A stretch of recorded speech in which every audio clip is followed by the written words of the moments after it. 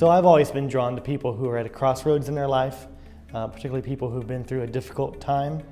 And so I find chaplaincy is a draw to me because I meet here in the hospital people who are at a crossroads all the time, whether it's for a small little outpatient surgery, or it's a new diagnosis, or it's an end-of-life situation.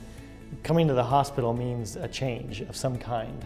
And so I have always wanted to draw nearer to those persons and support them and come alongside them in their journey for however long that they're here. Yeah, Henry came to us through Paws with Purpose. And shortly after I started, the administration here at Audubon started a program called Furry Fridays. And they partnered with this organization, Paws with Purpose, that trains mobility assistance dogs for persons who have MS or have had a stroke or what have you. And so Henry would come every other Friday as part of his training to get used to the hospital environment and the sights and the sounds and the smells of the hospital environment. At that time, he was about a year old. And so he was a puppy and he was still learning, and the staff just fell in love with Henry.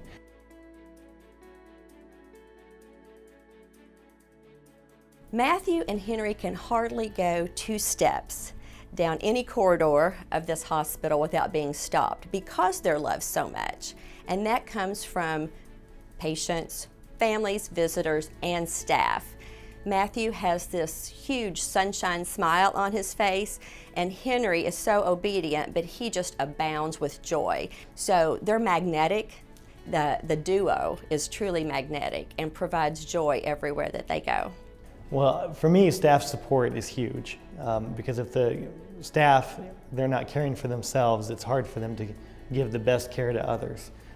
My job as a chaplain is not only to support the patients and families, but also the staff. And so that means you come alongside them, and whenever you hear of anything going on, or whenever they approach you and talk to you about what's going on, whether it be professional things or things in their personal life, and try to help them to work through that in a way that is best for them, and just to check on other staff members who you know may be dealing with things, and just invite and offer support. Probably was here about a month, and we were walking through the emergency department, and we rounded a corner, and there was a nurse who just happened to be coming the other way, and she, when she saw Henry, just broke down and cried. And she got down on her knees and just wrapped her arms around Henry and buried her face in his neck and just cried. I didn't know what that was about, didn't know that was going to happen. And Henry, for his part, just stood there and just let her have that moment with him.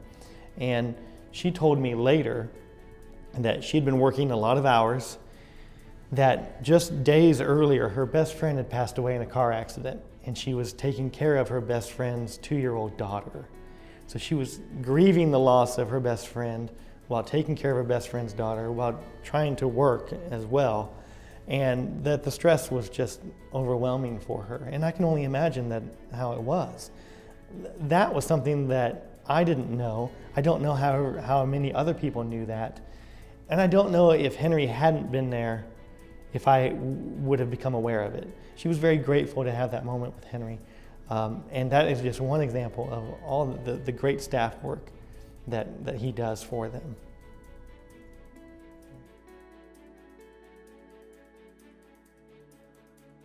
So we want to help support that self-care because the employee, the caregiver, can't do that alone. And one of the things that we want to do is help them truly feel supported, they can be whole, they can be the best that they can be. Henry, our dog, as well as individuals like Matthew, who just bring so much to their day and to them to help them replenish what they need in order to be able to give of themselves. That is very, very important. And we need to be thinking of many strategies that we can do to help people feel cared for, supported, and keep them healthy, both physically and emotionally.